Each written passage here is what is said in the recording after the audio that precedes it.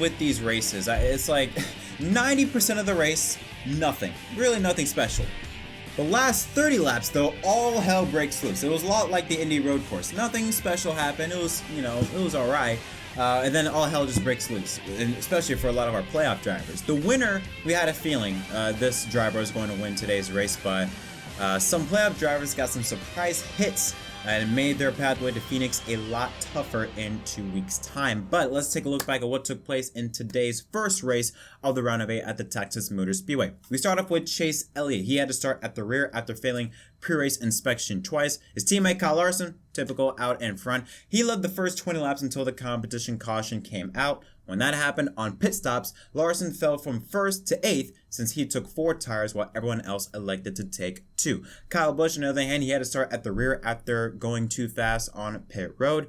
That was bad news, or at least he was lucky, let's just say the least, because he was mired back, and what took place on lap 31 would be the biggest pileup in Cup Series history at Texas Motor Speedway. On lap 31, Bubba Wallace gets loose underneath Kurt Busch and just blocks the entire racetrack, collecting both JTG Daughtry cars. Alex Bowman, Cole Custer, Stenhouse, Newman, Chastain, Priest, Haley, Joey Gase, and much more were all involved. Kyle Busch, he made it through, but he did receive a little bit of damage to the left rear of his car in that crash as well, but it really wouldn't affect how he would run for the remainder of the race. Now, since Kyle Larson starts at the back, new contenders out in front, William Byron and Dale Earnhardt.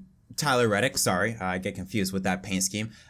Something about that paint scheme, even, it just looks so good on the Camaro. It just looks so good. I don't know why, but it just does. But William Byron and Tyler Reddick, both with real fast cars, they started on the front row after they took 2 tires. But like I said, the main focus was on Kyle Larson because he was a rocket ship. He was going to the front and going to the front in a hurry. In fact, he was the fastest car on the racetrack outside of his leader, or outside of his teammate leader, William Byron. On lap 83 though, Larson was able to take the lead from Byron, and he would hold on to that until 11 laps to go in the stage.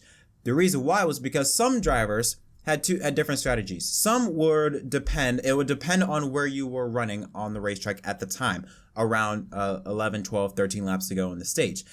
If you're up front, you're probably going to pit for fuel only and try to prepare for the next stage and stay on the lead lap, like Larson, Elliott, and Byron. On the other hand, some drivers elected to take 4 tires, like Joey Logano. Blaney, on the other hand, who was running in 2nd place at the time, or at least inside the top 5, they elected to gamble and stay out, save fuel, and make it to the end without pitting, or with pitting just 1 time, and that was at the competition caution. On the final lap, Kevin Harvick, another driver that pitted for 4 tires, he was able to get by Kyle Busch, who was the leader, and stayed out to collect some stage points. He was able to get back on the lead lap. With 13 cars on the lead lap at the end of stage number 1, Kyle Busch was the first one to the finish. Ryan Blaney was managed to hold on in 2nd, Larson in 3rd, 4th Kurt Busch, Byron in 5th, Briscoe in 6th, Hamilton 11th, Elliott 8th, Reddick in 9th, and Brad Keselowski rounds out the top 10. Stage 2, nothing happens. The only thing that you need to know is this: 3 things. Number 1, Kyle Larson, I'm pretty sure, led every single lap, or at least 90 to 95% of the laps in stage number 2. Chase Elliott had a bit of a moment in the number 9 car. He made an unscheduled pit stop halfway in stage 2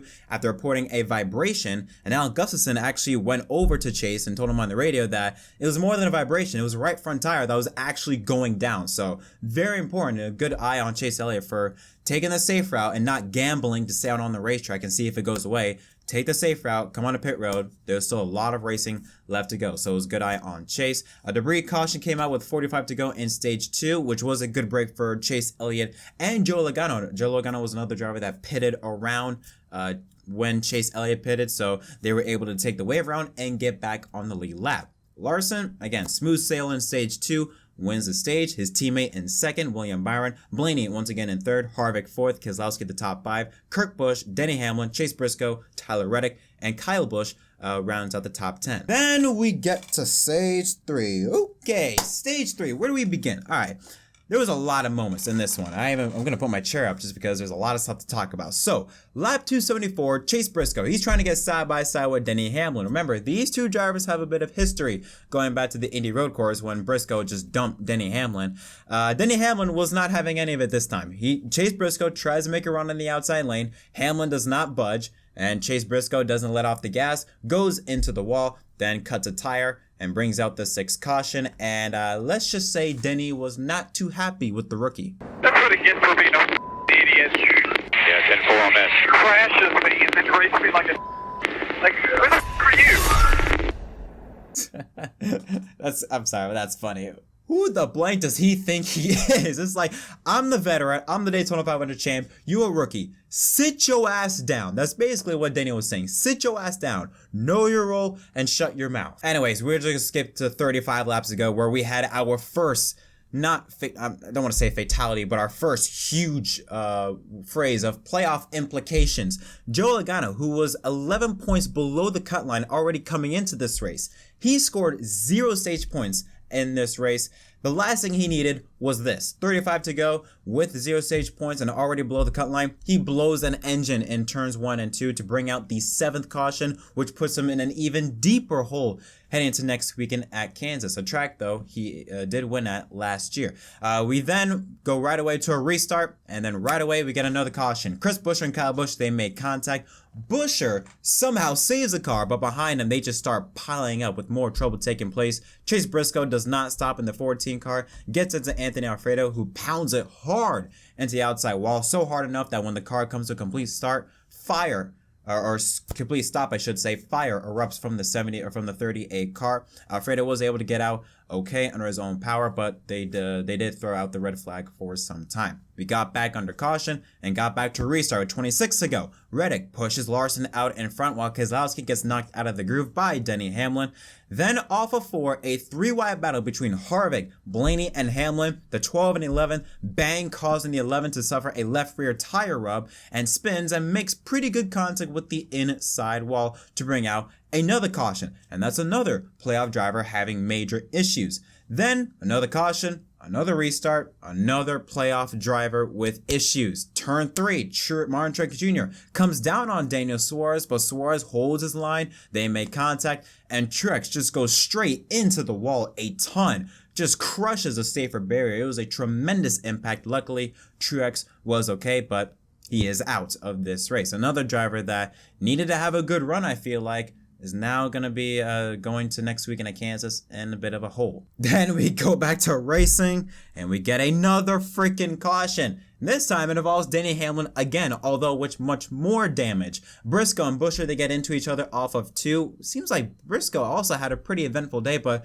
they make contact off of 2. Then Buescher just spins right in front of Denny Hamlin. Nowhere for Denny to go. The front end of Hamlin's car is all crunched up, brings out the caution. We get back for a 2-lap shootout. Hopefully, me thinking that more than likely Larson was going to win this race, but hopefully just didn't want to see any more cautions or crashes happening. And then Keselowski gave a really good push to Kyle Larson out in front. And as the 2 and the 24 battle for second, Larson was out in front. Smooth sail to the finish line to score his 8th win of 2021 and his 14th win of his Cup Series career. He led 257 laps, most led out of anyone in this race. It was his 3rd mile-and-a-half win of 2021, and it was his 2nd win in a row. Remember, he won the last race of the round of 12 last weekend at the Roval. So with that, we take a look now at the playoff grid out of Texas, heading into Kansas with 2 races to go. So Kyle Larson, he can breathe easily. He's now got 2 weeks, him and his team, to prepare for Phoenix. That's why his name is highlighted in yellow. Ryan Blaney jumps up 2 spots to become the number 2 seed plus 17. Joe Gibbs' teammates, Denny Hamlin, Kyle Busch, 3rd and 4th. Hamlin plus 9. Kyle Busch jumps up to 4th place.